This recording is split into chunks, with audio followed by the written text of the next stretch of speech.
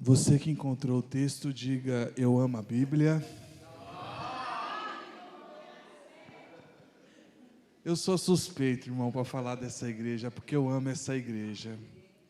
Eu vou revelar um segredinho para vocês, mas eu acho que se eu morasse um pouquinho mais perto, eu congregava aqui. Não é demagogia, o que eu falo, o que eu vou falar agora, eu falei por muitas vezes, olhando nos olhos, e para amigos, o quanto eu admiro esse casal. Eu não conheço nenhum pastor e nenhuma pastora que trabalha tão bem casal quanto esse casal. Para não dizer que não conheço nenhum, conheço um casal que trabalha bem na mesma medida, e você também conhece. Eu tenho uma admiração muito grande por vocês, meus irmãos, e eu agradeço por toda a receptividade que recebo toda vez que venho aqui. É um imenso prazer. Vida saudável é vida com Deus, né? Marcos capítulo 9, verso de número 14. Você que encontrou o texto, dê um glória a Deus para mim saber que você encontrou. Eita glória! Então já vou ler o texto. Eu vou até ler na versão de vocês, porque eu estou na NVI aqui. E no final eu vou apresentar um pouquinho do meu trabalho para vocês, tá bom? Vamos lá. E quando se aproximou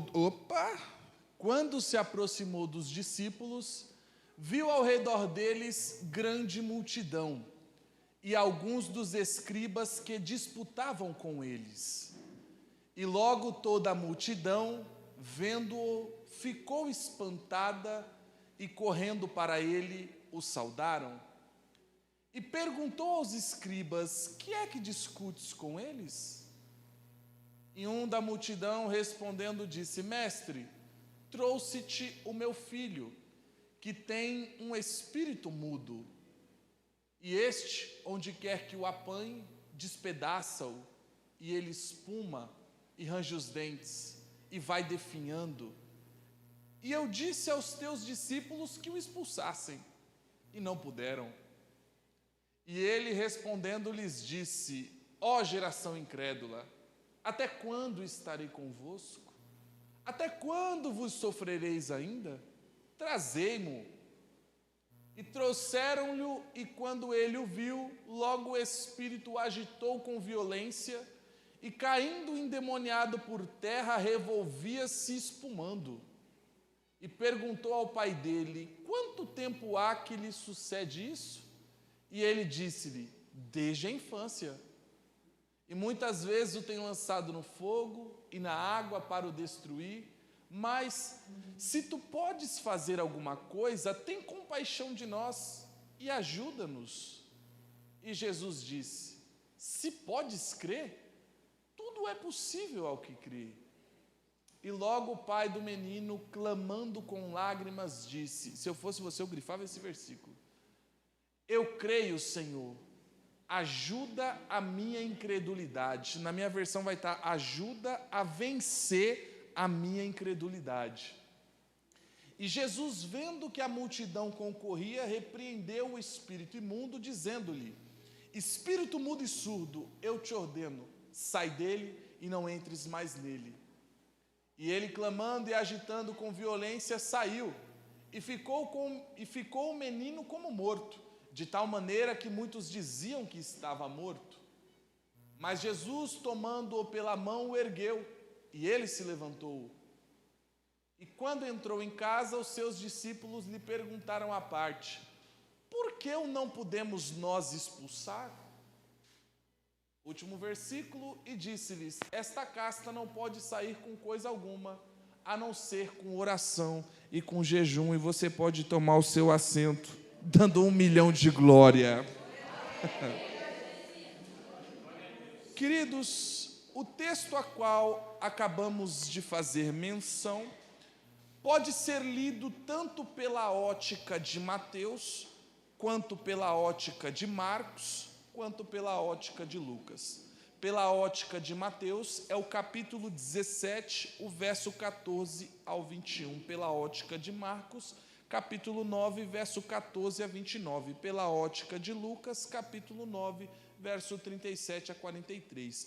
Cada um dos três vai nos apresentar detalhes específicos do texto, que quando unificamos essa informação, peço a Deus sabedoria e didática para tentar aplicar cada uma das observações desses evangelistas.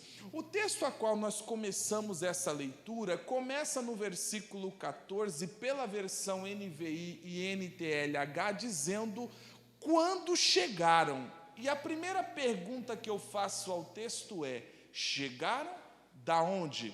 Jesus tinha 12 discípulos, sim ou não? Sim. Isso, ele tinha 12 discípulos.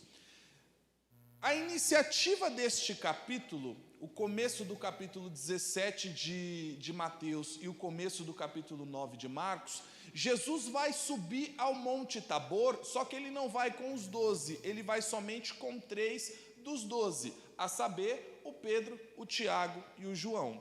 Quando Jesus sobe ao monte com os 3, é digno de nota que ele sobe para orar. Toda vez que Jesus sobe ao monte, Alex, é para orar.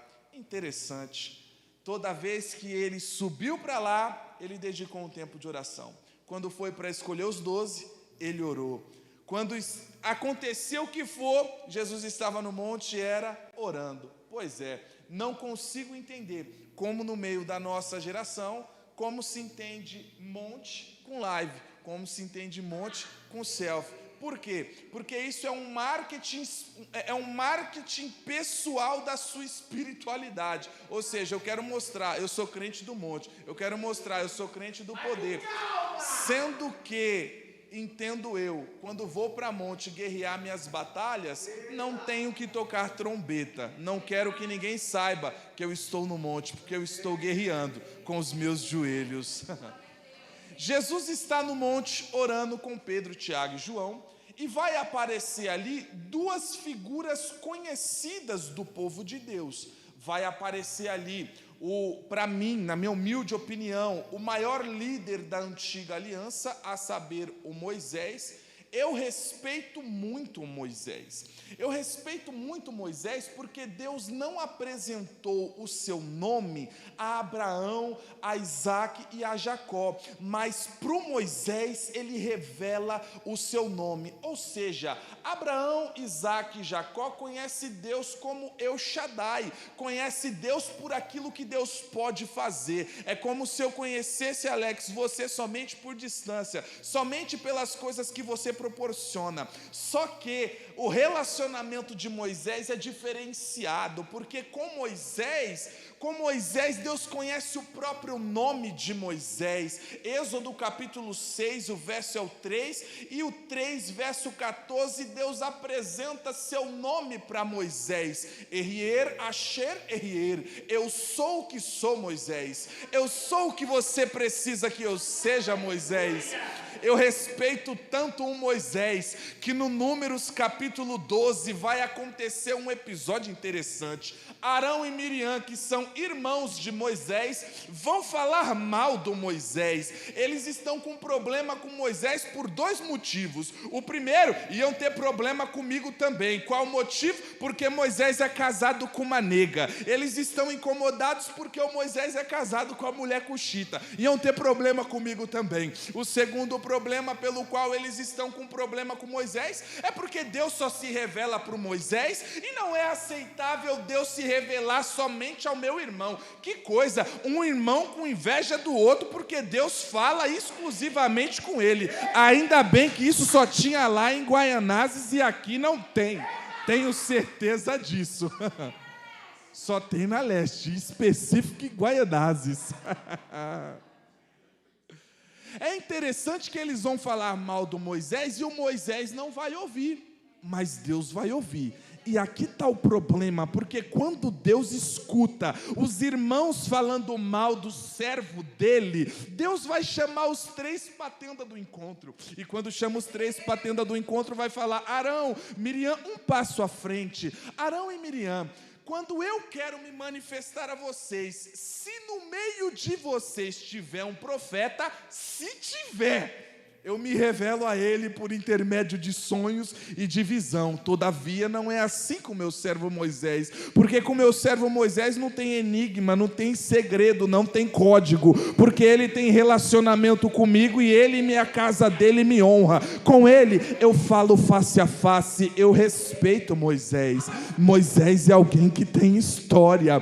Quem aparece com Moisés também no monte é Elias, e eu gosto também do Elias, eu respeito também Elias. A começar pela sua origem, pergunto eu para Deus: por que o Senhor não levantou o profeta de Jerusalém? Por que o Senhor não levanta ele da Judéia? Por que teve que levantar de um lugar desconhecido chamado Tisbé? Pois é, Deus gosta de contrariar a lógica. Por quê? Porque aonde ficam os profetas? Normalmente em Jerusalém. Aonde fica o sacerdote? Normalmente em Jerusalém. Mas quando o local que era para ter não tem, Deus chama da onde ninguém espera.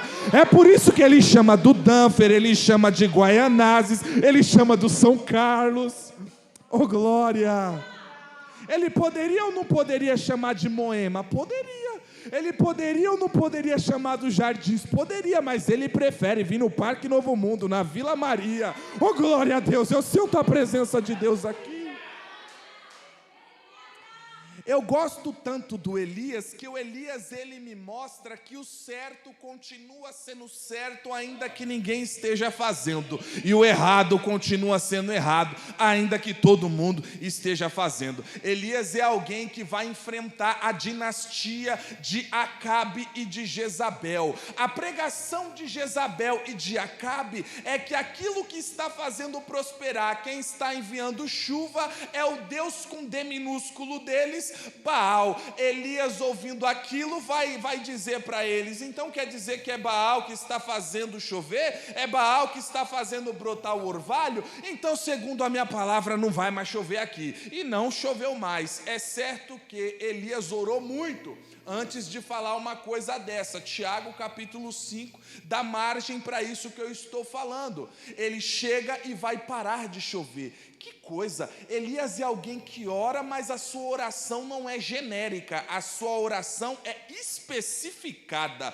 Por quê? Porque Deus não responde oração genérica. E o Elias, ele me impressiona porque a fé dele é uma fé ousada. Ele está pedindo aquilo que ninguém nunca pediu. Ele está pedindo algo que mexe com os processos naturais da natureza. Que coisa! Porque a chuva, ela vai envolver as 3 fases da água. Você há de lembrar, quando estava no ensino médio, entre 2ª e 4ª série, aquele desenho do mar, da nuvem e o círculo que faz o processo da água. Pois é, o que Elias está orando é: já que vocês estão dizendo que tudo isso é feito de Baal, eu vou provar para vocês que só existe um Deus, e esse Deus é o nosso Deus. Segundo a minha palavra, não vai chover aqui, porque é o nosso Deus que vai ser honrado. Eu fico imaginando o Deus dos altos céus olhando: que pedido ousado. Por mais que é um pedido ousado, mexendo com o processo da natureza, Deus faz. Me chama a atenção que no decorrer da história de Elias, ele vai para um lugar chamado Sarepta.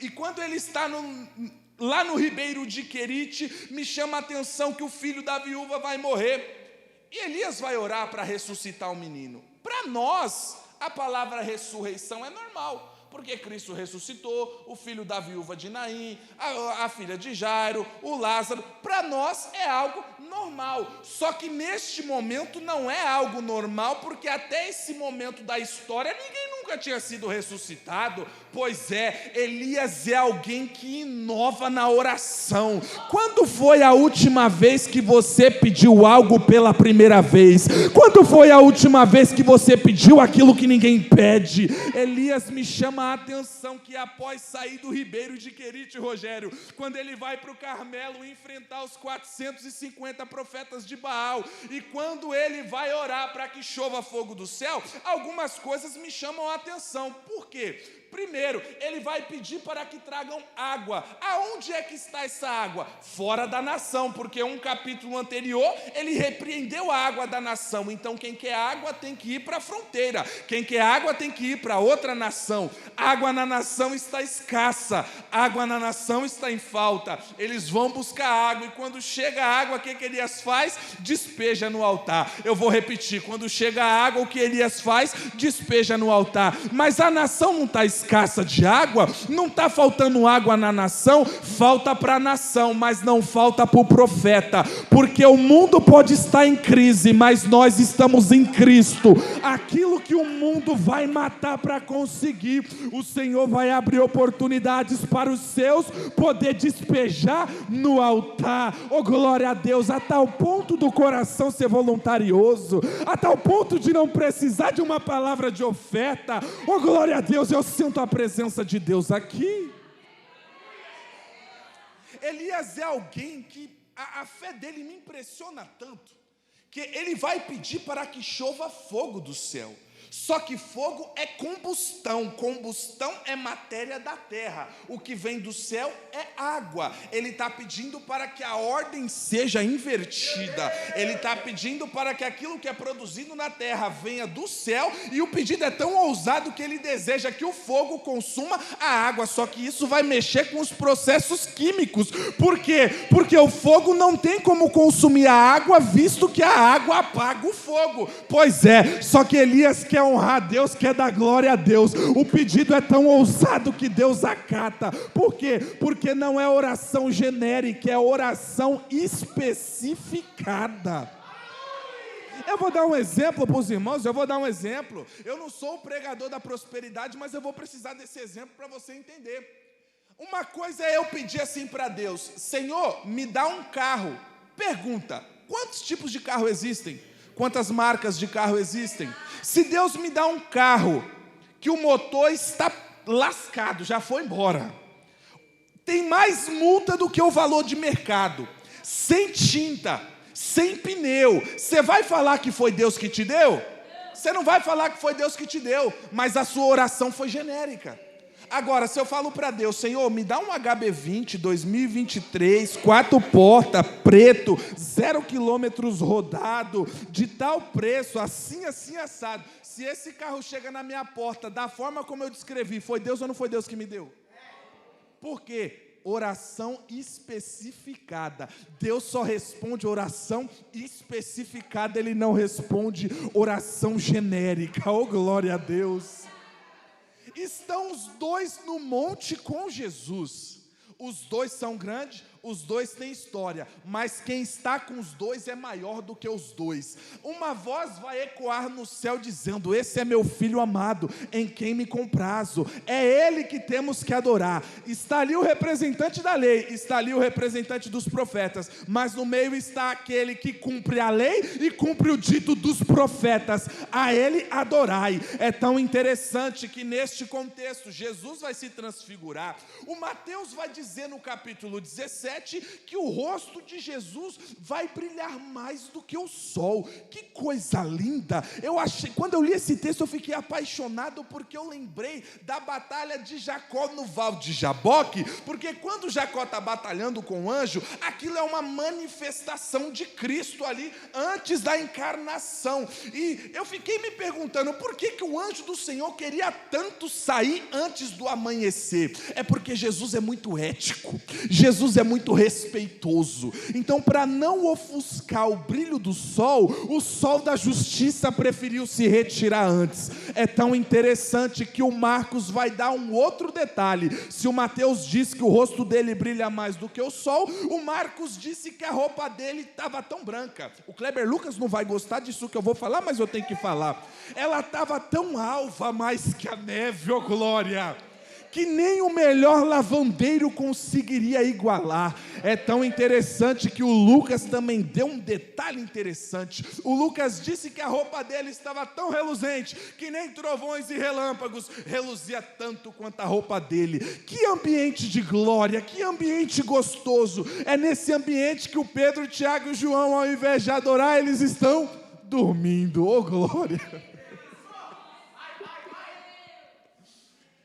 Eles vão acordar sem entender nada, mas o ambiente é um ambiente de glória. Quando ele acorda e vê aquilo, eu não culpo o Pedro, eu não vou atacar o Pedro, que talvez na euforia do momento eu poderia tomar o mesmo erro e você também. O Pedro vai falar: Senhor, bom é estarmos aqui. Qual a resposta de Pedro? Bom estarmos aqui. Em outras versões vai estar aparecendo assim que Pedro queria morar ali e fazer 3 tendas, uma para Jesus, uma para o Moisés e outra para o Elias. 2 coisas que o Pedro não entendeu: monte não é lugar para se morar, monte é lugar para se encher. Para quê? Para descer, para enfrentar as batalhas do vale. Nos enchemos no monte para vencer no vale. A segunda coisa que ele não entendeu é que é somente a Cristo que devemos adorar. Ele nivelou Cristo no nível de Moisés e no nível de Elias. Não entendeu nada. Então Cristo vai para a visão ali no momento e fala: é hora de descermos. Enquanto Jesus está no Monte Tabor se transfigurando com 3 dos 12 discípulos, 9 discípulos estão no vale. E esses 9 discípulos que estão no vale estão enfrentando um grande problema. Por quê? Neste contexto, está os 9 discípulos que não subiu, está alguns escribas, uma grande multidão, um pai desesperado e um menino que sofria de mudez, surdez e possíveis causas de epilepsia que eram provocadas por um demônio. Que coisa, que trágico! Olha que coisa, os discípulos discutindo com o escriba.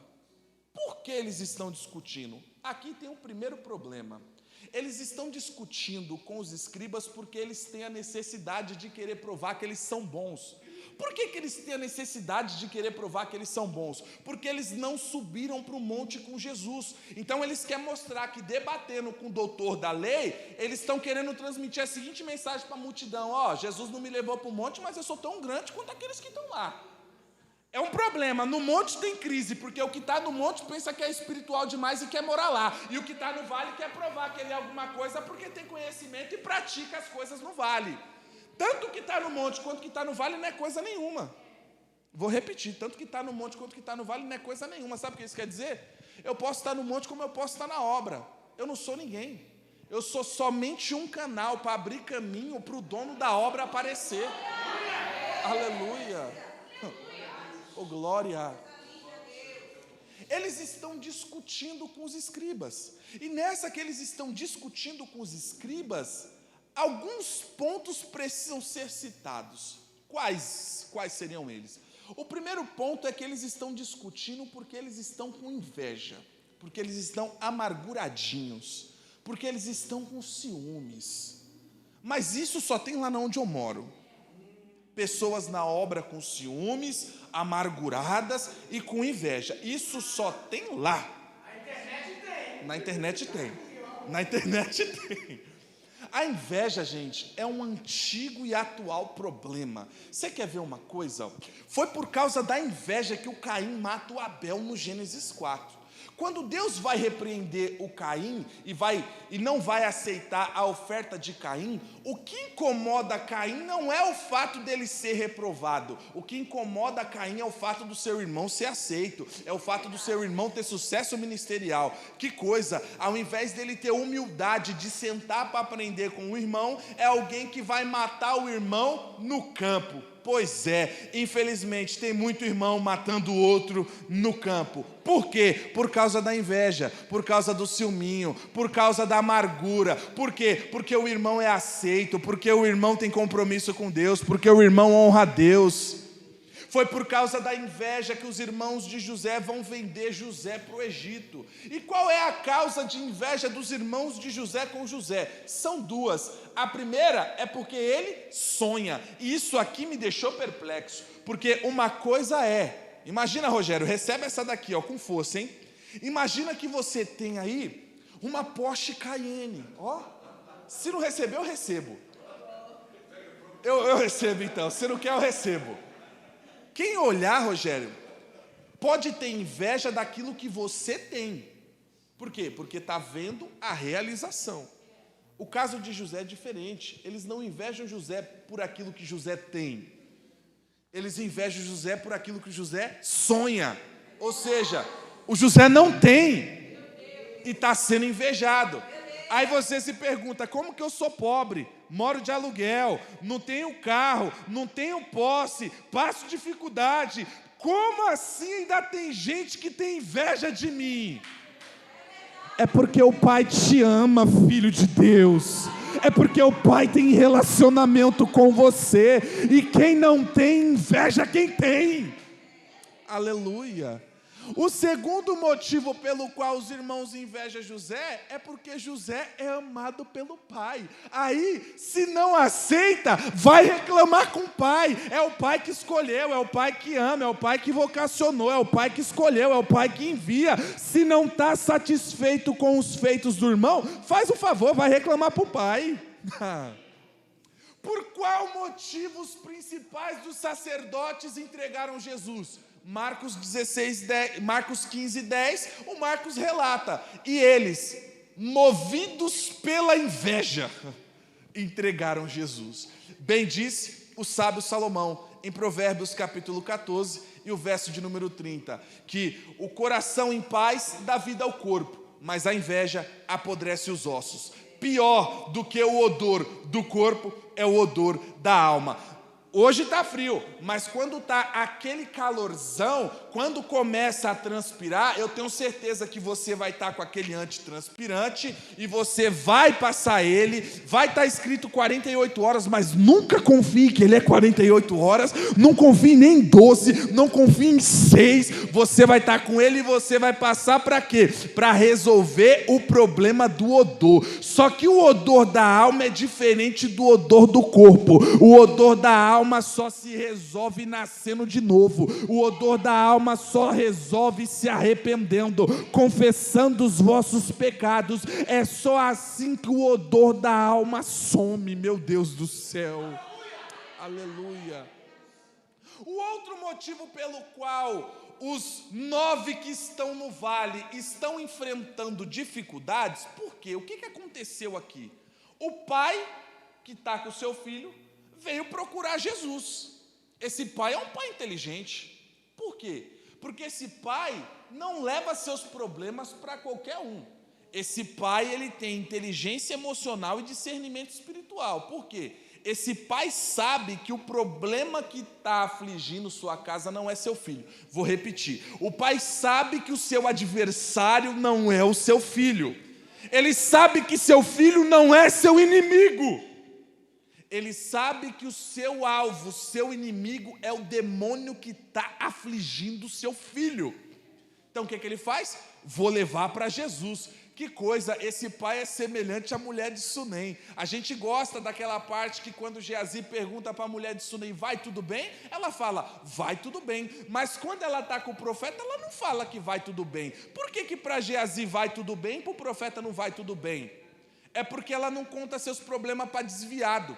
Eu vou repetir, ela não sai contando o seu problema no status do WhatsApp, ela não sai espalhando o seu problema no feed do Facebook, porque ela vai levar o seu problema para quem pode resolver. Quem é que podia resolver o problema da mulher? O profeta. Quem pode resolver o problema do pai? Jesus. O pai é inteligente, não vou levar meu problema para qualquer um, eu levo para quem pode resolver. Aleluia. Oh, glória. Então ele vai até Jesus, mas você lembra onde que Jesus está? No monte, com os 3. Então já que Jesus não está e está no monte com os 3, eu vou levar o meu problema para os discípulos. O mundo é assim conosco. Por vezes o mundo vai ir atrás de Jesus, mas eles não vão encontrar Jesus. E quem é que eles encontram? Os discípulos. Os discípulos. Oh, glória. Só que qual que é o problema desses discípulos? É que ao invés desses discípulos estarem fazendo a obra, eles estão perdendo tempo com discussão besta. Ao invés deles estarem fazendo a obra, eu vou provar para vocês, eles não estavam orando nem jejuando.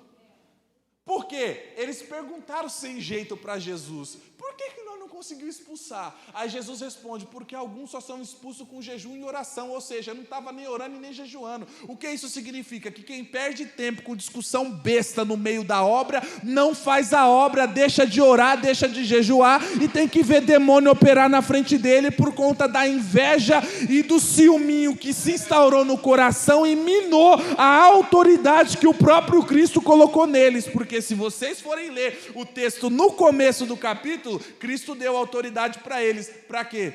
Para expulsar demônio e curar enfermo. Quem está diante deles? Alguém que está enfermo e alguém que está possesso. Por que não foi expulso? Por causa da invejinha no coração, por causa do ciúme, por causa da discussão besta e porque não ora e não jejua. Não falei nada que está fora do texto bíblico. Bem explicadinho, né, Tamara? Eu também acredito. Eu fico imaginando como que os escribas estavam vendo essa situação, esse show de horror. Provavelmente os escribas estavam falando assim, aí eu não consigo expulsar um demônio, é essa turma que vocês querem seguir? Aí Jesus desce. Quando Jesus desce e está vendo esse show de horror, Jesus pergunta assim para os escribas e para os discípulos, o que vocês estão discutindo? Aí o pai aparece. O pai aparece e fala, Senhor, eu vim atrás do Senhor com meu filho, com esses problemas aqui, eu não achei o Senhor, então eu entreguei para os seus discípulos, mas eles não puderam expulsar. Aí Jesus dá uma resposta carinhosa. Olha a resposta de Jesus, ó geração incrédula. E eu gostei disso aqui, por quê? Ele não apontou para o pai, não apontou para o menino, não apontou para os discípulos, não apontou para a multidão e não apontou para os escribas. Quando ele diz, ó geração incrédula, ele está chamando todo mundo de incrédulo. Ele está dizendo assim, ó, até quando estarei com vocês? O que Jesus está querendo dizer? A resposta de Jesus é, se tivesse um só com fé, não ia precisar eu estar aqui.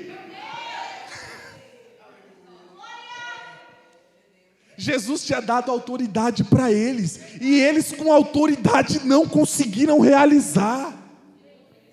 Precisou Jesus descer do monte para resolver o problema que eles não conseguiam resolver. Só que aqui tem uma outra observação, eu elogiei o pai, só que agora eu vou fazer uma crítica a esse pai. E eu posso fazer essa crítica porque eu também sou pai. Esse pai tem um problema muito sério. Alex, qual que é a sua profissão? Além de pastor, cara do marketing. Vai, uma só. Eu sei que as certificações são muitas, mas me dá uma só. Vai, uma só. Só uma profissão. Operador de máquina, o suficiente. Dentre todas as suas inúmeras certificações, tem alguma de bombeiro? Não, né? De bombeiro não tem nenhuma, né? A pergunta que eu faço é, por que a gente só lembra de pastor quando a casa está pegando fogo? Por que a gente não lembra na hora do churrasco, na hora do Pix, na hora da festa? Por que a gente só lembra quando a casa está pegando fogo, como se o pastor tivesse que virar bombeiro? O que esse pai fez foi a mesma coisa. Esse pai tem um problema em casa, mas ao invés de resolver o problema dele, ele quer que a igreja resolva o problema que é dele. Ainda bem que aqui não tem. Aqui tem. O que esse pai está querendo fazer é terceirizar os seus problemas. Porque esse pai, por ele ser pai, ele é a autoridade do lar. Por ele ser pai, ele tem que exalar fé em casa. Porque a esposa precisa enxergar fé nele. O filho precisa enxergar fé nele.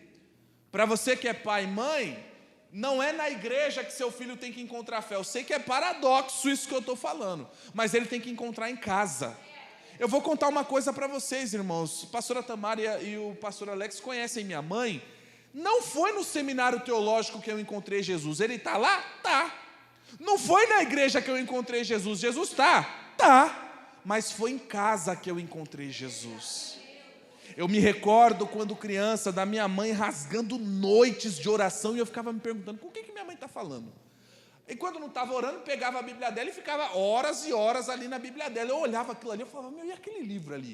O que será que tem naquele livro? Aí quando ela saía de perto, eu pegava a Bíblia dela para tentar ler, para tentar entender alguma coisa e não entendia nada. Aí quando ela voltava, estava lá, marcadinho do jeito que ela deixou. Aí eu chego nela e falo, mãe, compra uma Bíblia para mim? Ah, você quer uma Bíblia? Eu quero. Aí eu não entendia nada. Mãe, explica para mim isso aqui, que eu não estou entendendo isso aqui, eu não sei porque que a senhora fica tanto tempo nesse negócio.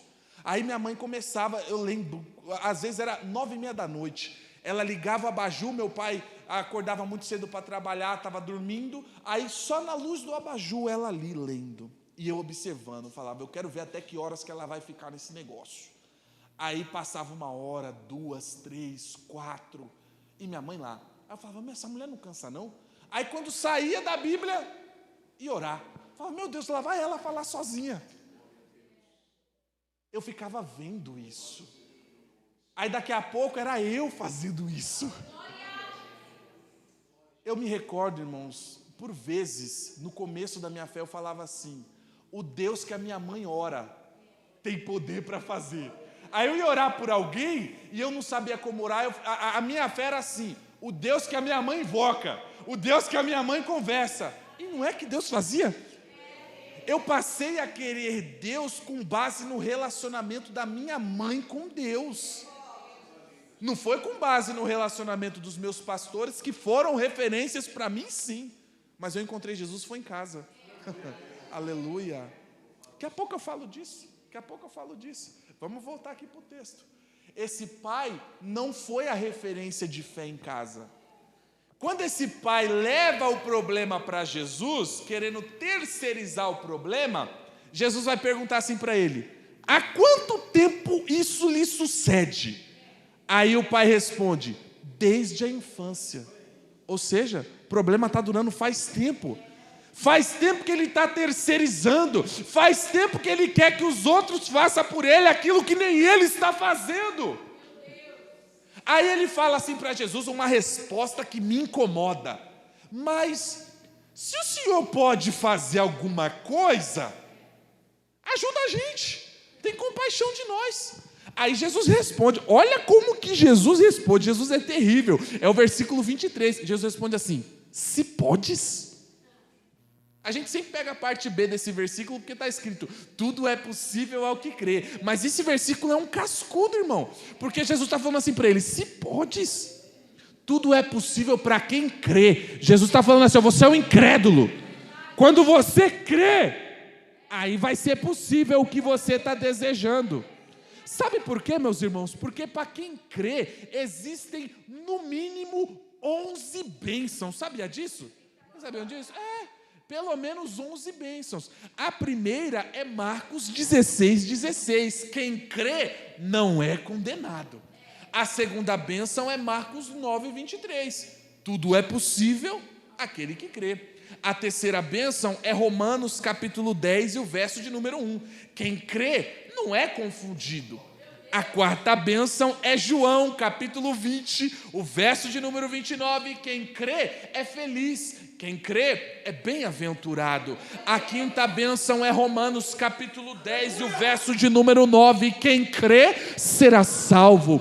A sexta bênção é João capítulo 11, o verso de número 40. Quem crê verá a glória de Deus. A sétima bênção é João capítulo 7 e o verso de número 38. Quem crê, rios de águas vivas fluirão do seu ventre. A oitava bênção é o versículo mais conhecido da Bíblia, João 3,16. Quem crê não perece e recebe a vida eterna.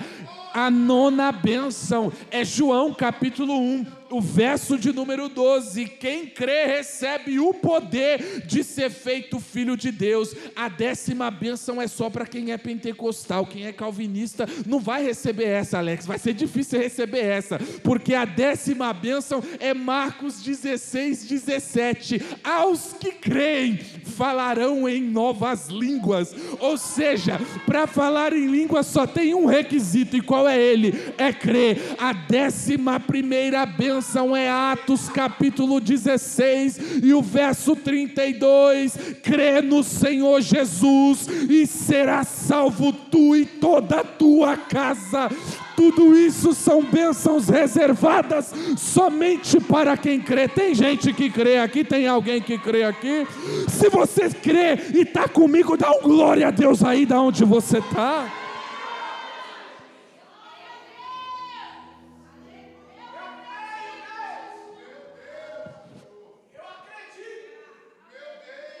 Eu também. Que isso, pode falar, João 11:25. É mais uma? É mais uma? Ô glória. Ô glória, 12ª. Ô glória. Ô glória, aleluia. Vocês estão lotados, estão cheios. Aí o pai vai falar o quê? O versículo que eu falei para você grifar. E aqui é a base da minha pregação. Eu dei essa volta toda para chegar nesse versículo, que é o versículo 24. Imediatamente, o pai do menino clamou em lágrimas: eu creio, Senhor. Ajuda-me a vencer a minha incredulidade. Qual é a fraqueza desse pai? Incredulidade. O que esse pai não tem? Fé. Ele está confessando para Jesus a sua fraqueza. Vou repetir. Ele está falando com Jesus aquilo que impede ele de ser abençoado, aquilo que impede ele de avançar. Talvez o meu pecado e o seu não é a falta de fé. Talvez a gente é cheio de fé. A gente é do reme e do fly. Talvez a gente está lotado de fé. Mas talvez a nossa fraqueza seja a pornografia. Talvez a nossa fraqueza seja soberba, seja arrogância, seja cobiça, não sei. Mas o que esse pai me ensina é que o milagre só acontece na minha vida quando eu confesso a minha fraqueza para Jesus. Quando eu paro de tentar com as minhas próprias forças e confesso para Jesus aquilo que me impede de se achegar a Ele. Isso aqui é o princípio de avivamento, irmão. Eu sou pentecostal, eu gosto do movimento, eu gosto da língua estranha, eu gosto do aviãozinho, eu gosto do reme e do fly, eu gosto, mas isso não é avivamento. O que é avivamento é o transformado caráter. Olha esse pai, ele está confessando a sua fraqueza para Jesus, ele está confessando o seu pecado para Jesus. Olha o que acontece quando esse pai confessa. Depois que esse pai confessa, aí é o versículo 25. O que Jesus faz no versículo 25? Repreendeu o espírito imundo.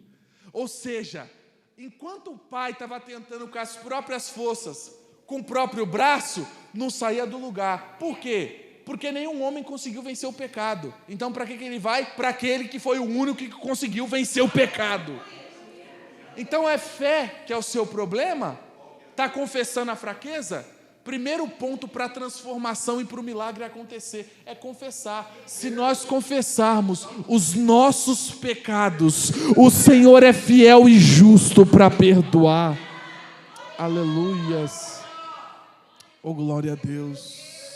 Aleluia, eu sinto a presença de Deus aqui. Oh, glória a Deus. E olha que coisa, quando Jesus repreende, quando Jesus está expulsando o espírito imundo, o demônio vai lutar para querer sair. E quando ele sai, o menino vai ficar quase que morto. E quem está olhando está dizendo, esse menino está morto. Só que não tem como esse menino estar morto, porque ele acabou de se encontrar com a vida, né? Pois é, eu gosto tanto de Jesus, que Jesus venceu a morte com a sua morte, mesmo sendo vida, para trazer vida aos homens que estavam mortos nos seus delitos e pecados. Jesus é terrível. Jesus lidou com a morte 3 vezes e matou a morte. Olha que coisa, ele matou a morte com a sua morte, ele sendo vida. É só Jesus para fazer um negócio desse, né? Jesus é tão terrível que o sangue de Jesus é o único sangue que limpa. E limpa tanto que deixa alvo mais que a neve, né? Já sujou a roupa de sangue? É terrível para limpar. Não limpa com Vênus e não limpa com homo. Mas o sangue de Cristo remove toda a impureza. Que glória a Deus. Aleluia. Aleluia. Oh, glória a Deus. Você percebe que os demônios lutaram por essa vida? O inferno investe pesado em criança e em jovem. Você vai perceber, eu tenho que tocar nesse assunto, irmão, desculpa, mas você vai perceber hoje, por exemplo, na Netflix, você só vai ver, cara, existe uma necessidade imensa de mostrar algo pornográfico, de mostrar algo homoafetivo. Existe uma necessidade imensa de fazer uma lavagem cerebral. Por quê? Porque o inferno está investindo pesado no seu filho. Você vai olhar o TikTok, vai estar do mesmo jeito. Você vai olhar as redes sociais, vai estar do mesmo jeito. Por quê? Porque o inferno não brinca de inferno. Eles não brincam de inferninho. Eles já estão condenados, então eles vão investir com força para trazerem mais para o lado deles. Eles são desse jeito. Só que se o inferno investe pesado nas crianças, o que nós pais temos que fazer? Investir pesado nelas, porque se elas podem ser cheias de demônios, elas também podem ser cheias do Espírito Santo. Aleluia, aleluia, oh glória a Deus. Jesus vai ver o menino caído. Todo mundo está falando que está morto, Alex. Já era. Só que Jesus vem, pega ele pela mão e levanta. Por quê? Porque Jesus é especialista em levantar quem está caído. Jesus é especialista em contrariar as lógicas e estatísticas, porque para quem está em redor, está morto, não tem mais jeito. Jesus gosta desses, porque tem sempre aquele parente, aquele amigo que a gente dá como morto. Esse aí é só a morte que vai dar jeito. Aí a vida tem um encontro com ele e dá jeito, meu Deus do céu. Porque causas impossíveis é a especialidade do Senhor. O Senhor é PhD em causas impossíveis. Isso é sua especialidade. Oh, glória a Deus. Jesus levanta o menino. E aqui está, quero encerrar meu sermão aqui. A causa que impedia esse menino de ser curado e liberto era a falta de fé.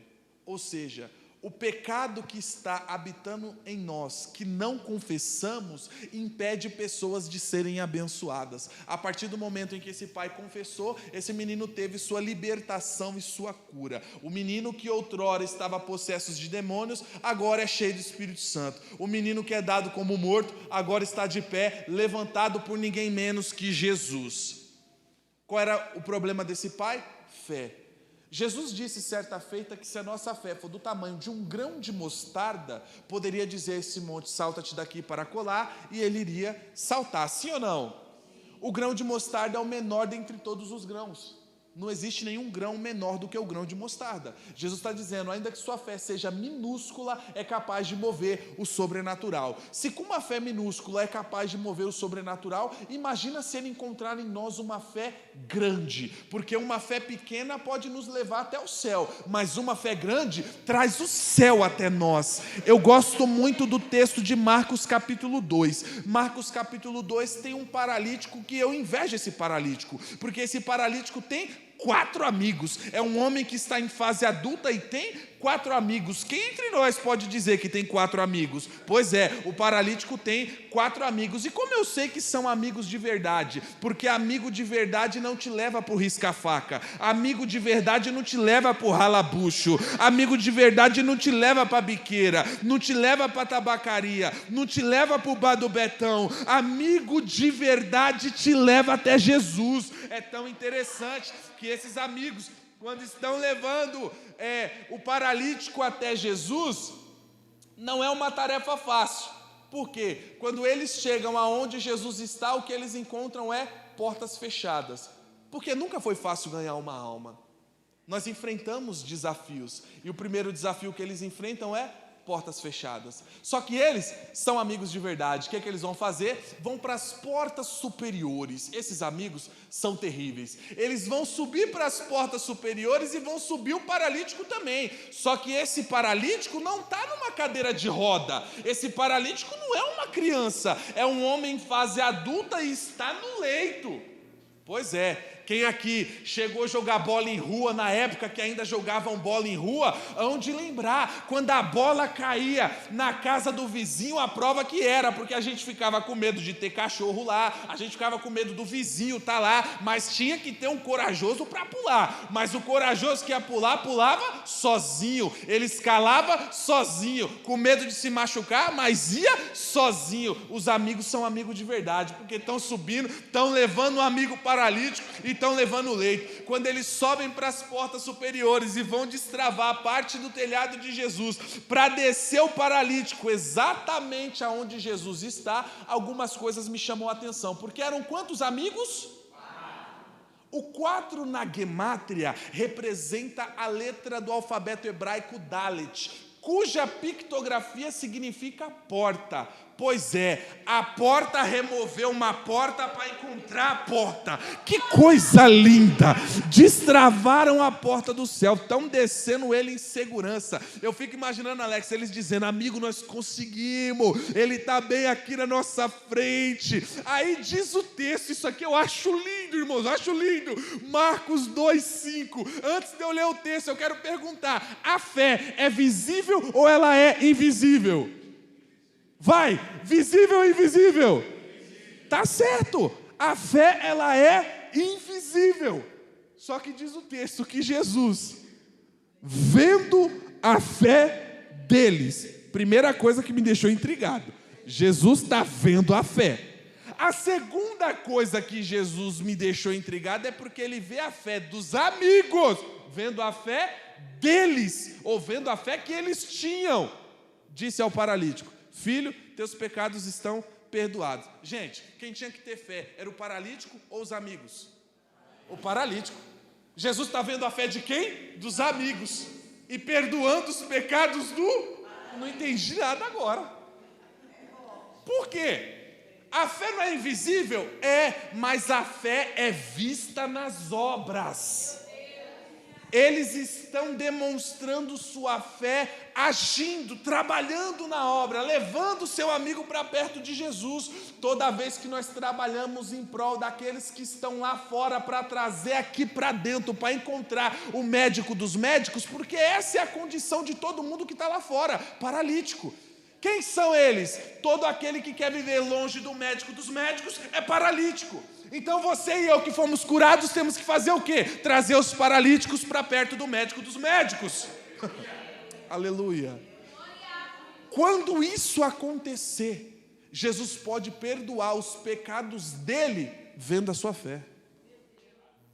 Quem é que pode perdoar? Duas coisas é complicado aqui, porque nesse texto ficaram escandalizados porque Jesus perdoou pecados. Só que também ficaram escandalizados porque Jesus curou. Pois é, quem é que pode curar e perdoar pecados? Somente Ele. Por quê? Porque Ele viu a fé. Se Cristo vê em nós a nossa fé, vai acontecer a mesma coisa que aconteceu com os 4 amigos do paralítico. Por quê? Eles vão sair pela porta que eles nunca entraram. A porta não estava bloqueada? Pois é, já que a porta estava bloqueada, eles entraram pelas portas superior. Quem entra pelas portas superior, sai pelas portas que nunca entrou. Que é isso, Maico? Fala a minha língua, eu falo. Você sobe para as portas superior, só que aqui tem um paradoxo, porque você sobe descendo. Quando você sobe descendo, você abre as portas superior, oh glória a Deus, e as portas interiores, as portas daqui da terra, tem que se abrir. Por quê? Porque a do céu já está aberta. A da terra pode estar fechada, mas se a do céu estiver aberta, a da terra vai ter que se abrir. Quem recebe essa palavra? Oh glória a Deus.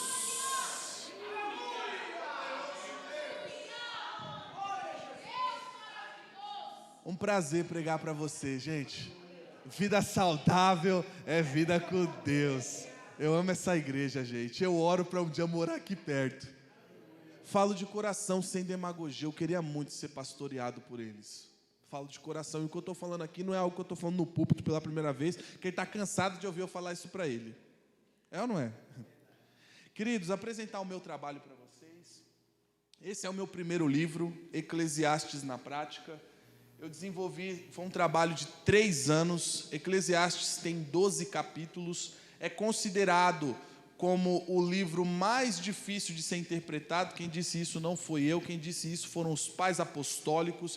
Eles disseram que é o livro mais difícil de ser interpretado, porque alguns textos lidos fora do seu contexto, eles dão problema na mente. Por exemplo, o Salomão disse no texto áureo, tão conhecido do capítulo 3, que há um tempo determinado para todas as coisas. Ele disse assim que há um tempo de nascer e um tempo de morrer, há um tempo de plantar e um tempo de colher. Aí ele vem com uma que me assusta, que ele fala assim, há um tempo de matar.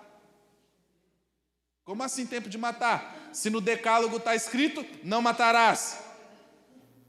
Isso é uma. Tem uma outra dele que ele fala assim, desprezei a sabedoria. Pô, Salomão, você passou o livro de Provérbios inteiro elogiando a sabedoria, e agora você está dizendo que desprezou? Tem mistério aí.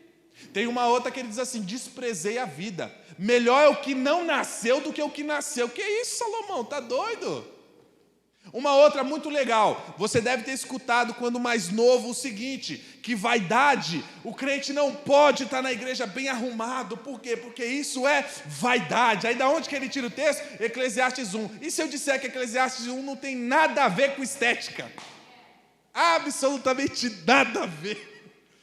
Vai encontrar onde isso? Tudo explicadinho aqui nesse livro. Eclesiastes tem 12 capítulos, eu destrinchei em 264 páginas os 12 capítulos. Então, todos os versículos do Eclesiastes vão estar aqui. Você pode falar assim para mim, Maico, mas Eclesiastes não é difícil. E eu pergunto para você, quando foi a última vez que você viu uma pregação de Eclesiastes? Provavelmente, se viu com muito sacrifício, foi no capítulo 3. Agora você vai ter mensagem nos 12 capítulos. Quando tiver que trazer um estudo em Eclesiastes, você tem.